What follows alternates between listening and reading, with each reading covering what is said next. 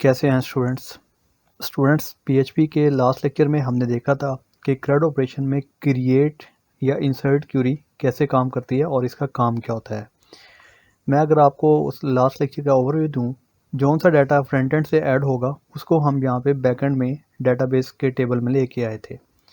आज के लेक्चर में हम देखने वाले हैं कि जौन सा डाटा हमारी डाटाबेस की टेबल में आ जाएगा, जैसा कि यहाँ पे 4 रिकॉर्ड हमारे पास मौजूद हैं, इनको डिस्प्ले कैसे करवाया जाता है।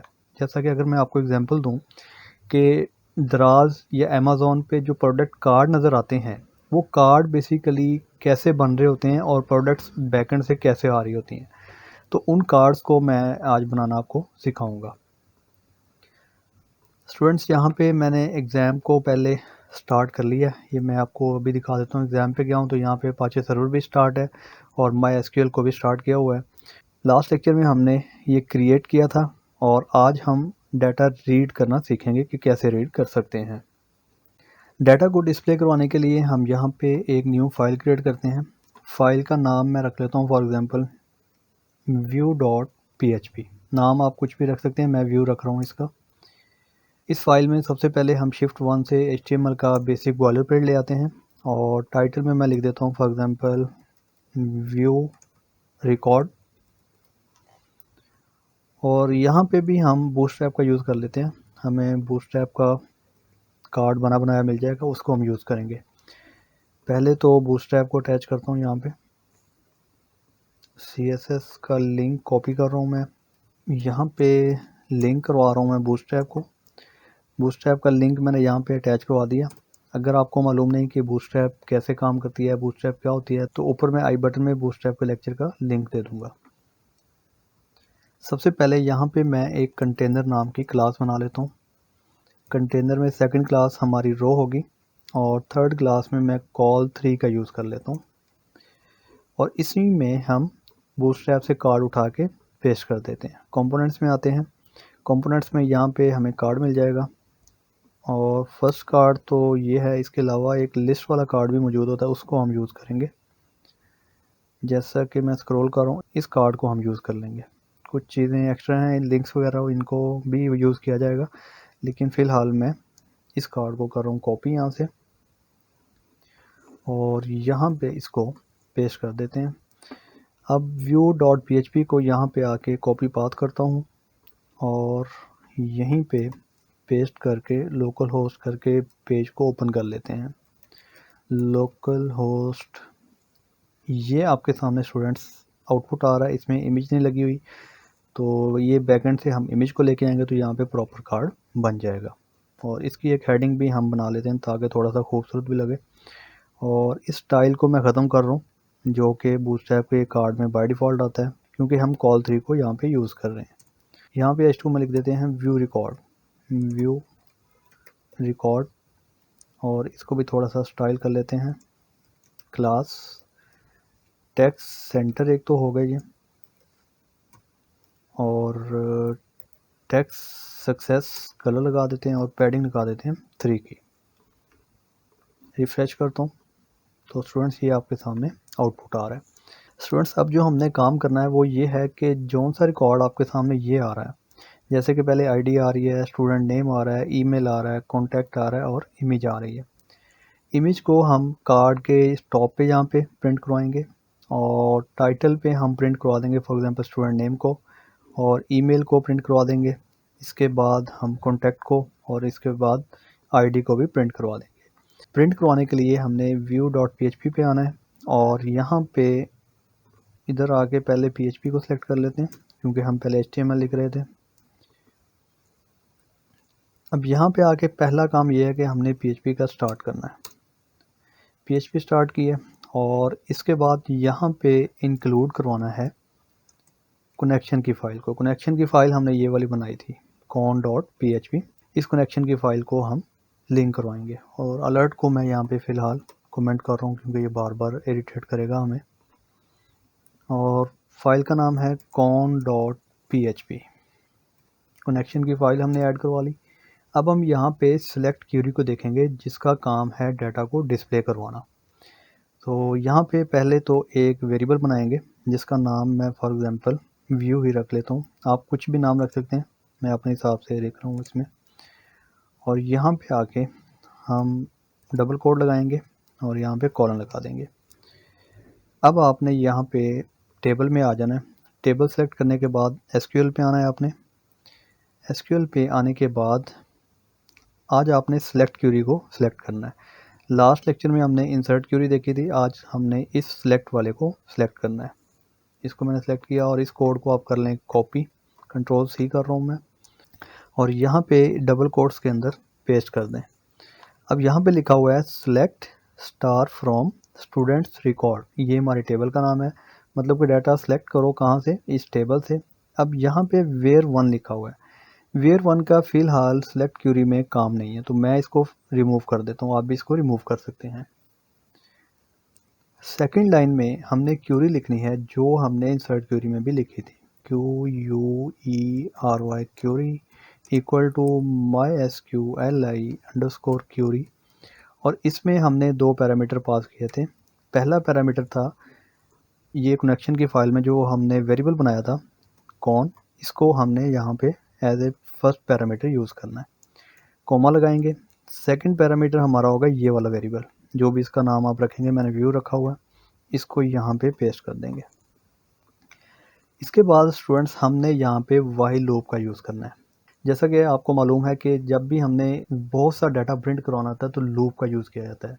व्हाइल लूप क्या होता है, किस तरह काम करता है, अगर आपको मालूम नहीं तो व्हाइल लूप के लेक्चर का लिंक मैं ऊपर आई बटन में दे देता हूँ, आप वहाँ पे जाके देख सकते हैं व्हाइल लूप किस तरह से काम करता है। तो यहाँ पे मैं लिखूँगा व्हाइल और इस पैरेंथेसिस में एक रिज़ल्ट नाम का वेरिएबल बना लेता हूँ इक्वल टू, अब यहाँ पे हम लिखेंगे MySQLi_fetch FETCH_array ARRAY।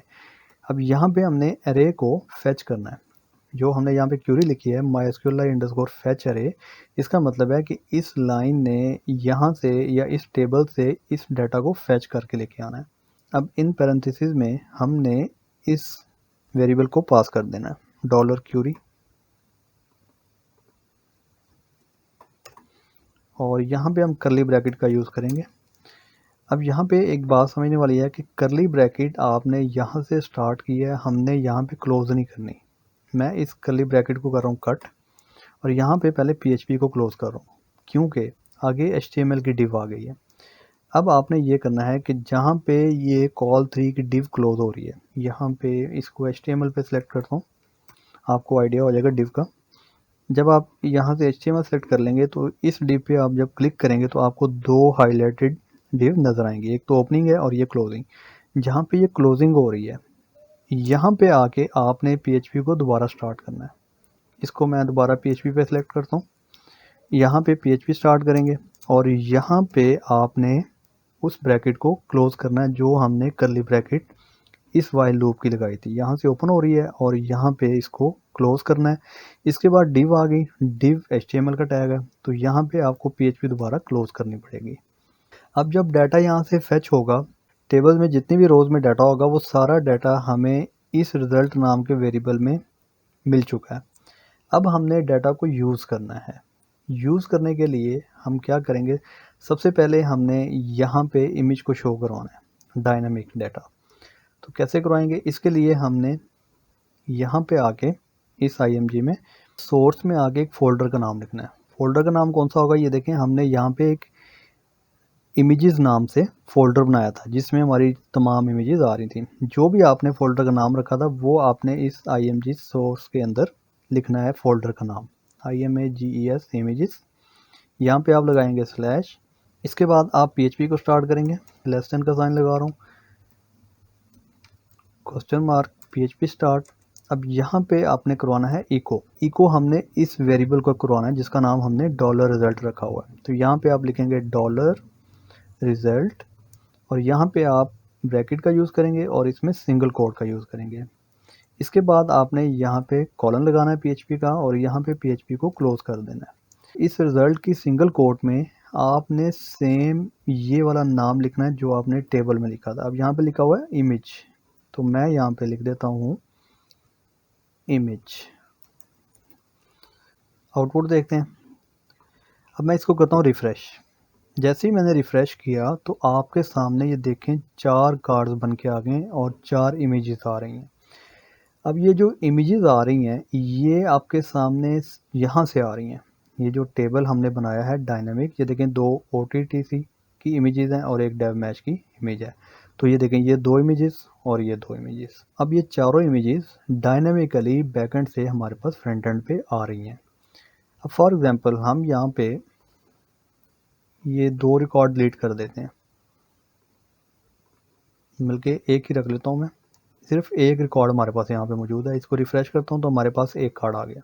अब हमने यहाँ पे स्टूडेंट नेम को प्रिंट करवाना है। तो स्टूडेंट नेम को हम इस टाइटल में प्रिंट करवाएंगे। तो प्रिंट करवाने के लिए आपने यहाँ पे आना है टाइटल में। ये जो स्टैटिक लिखा हुआ है कार्ड टाइटल, इसको आपने ख़त्म करना है और यहाँ पे आपने PHP को स्टार्ट करना है और सेम आप लिखेंगे इको। इसके बाद यहाँ पे आप लिखेंगे डॉलर रिजल्ट, ब्रैकेट लगाएंगे, सिंगल कोड लगाएंगे और यहाँ पे PHP को क्लोज कर देंगे। अब इस सिंगल कोट में आपने जो भी नाम टेबल में लिखा था, जैसे कि स्टूडेंट डैश नेम, सेम नाम आपने यहाँ पे लिख देना है, STUDENT student dash name. Refresh करते हैं कार्ड को तो यहाँ पे कार्ड टाइटल की जगह पे हमारे पास डायनेमिक नेम आ जाएगा। ये देखिए जी यहाँ पे नाम आ गया। अब हमने प्रिंट करवाना है ईमेल को, तो ईमेल को प्रिंट हम इसी P में करवाएंगे। तो ये जो स्टैटिक लिखा हुआ है टेक्स्ट, इसको मैं रिमूव कर रहा हूँ और सेम इसी PHP वाले कोड को करता हूँ कॉपी और इस पैराग्राफ में पेस्ट कर देता हूँ।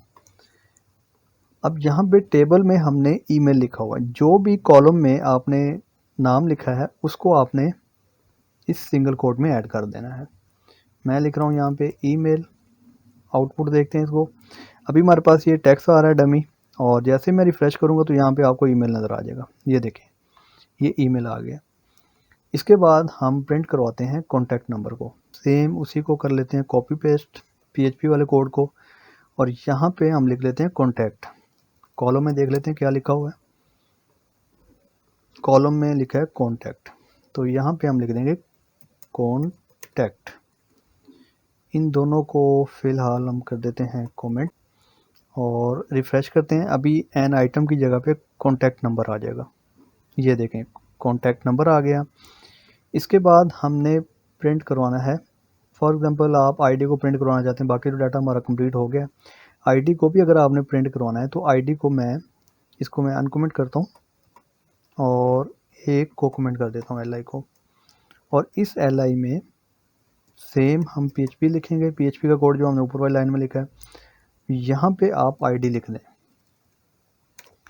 अब ये आईडी कहाँ से आई, ये हमारे कॉलम में लिखी हुई है। अब जैसे ही मैं रिफ़्रेश करूँगा तो यहाँ पे आपको आईडी भी शो हो जाएगी। ये देखें जी आईडी आ गई।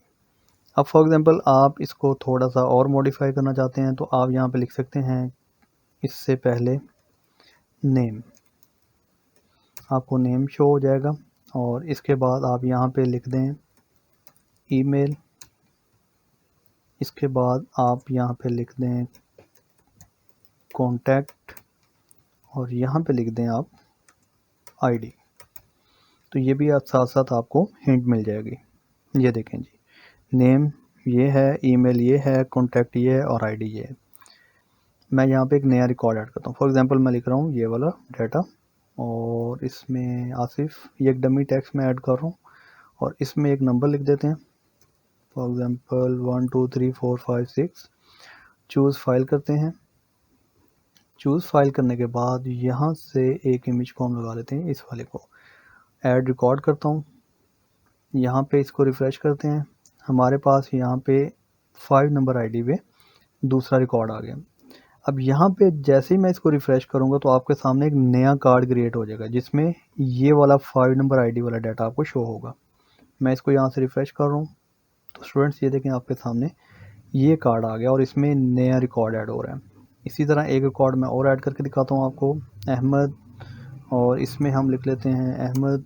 डमी कॉन्टैक्ट ऐड कर लेते हैं एक और चूज़ फाइल करते हैं और यहाँ पे जाके इस इमेज को ऐड कर लेता हूँ, ऐड रिकॉर्ड करता हूँ। यहाँ पे आता हूँ, ब्राउज़ करता हूँ, यहाँ पे रिकॉर्ड ऐड हो गया और यहाँ पे अब इसको रिफ़्रेश करता हूँ तो स्टूडेंट्स यहाँ पे एक तीसरा कार्ड बन गया आपके सामने। अब ये कार्ड्स की लेंथ ऊपर नीचे जो जा रही है ना, ये बेसिकली इमेज की वजह से जा रही है। तीनों इमेजेस का साइज़ डिफरेंट है। जब इमेजेस सेम होंगी तो ये कार्ड इक्वल नज़र आएंगे आपको। यहाँ पे आपके सामने ये अब डायनामिकली डाटा आ रहा है, तो इसको हम कहते हैं डायनामिकली डाटा लेके आना बैकएंड से। स्टूडेंट्स, ये था आज का लेक्चर। आज के लेक्चर में हमने देखा कि हम डाटा को व्यू कैसे कर सकते हैं या डाटा को डिस्प्ले कैसे करवा सकते हैं। स्टूडेंट्स, आपको अगर इस बारे में कोई किसी किस्म का डाउट हो तो आप मुझे कमेंट सेक्शन में पूछ सकते हैं। मैं आपको आपके क्वेश्चन का आंसर कर दूंगा। इजाज़त दीजिए। अल्लाह हाफिज़।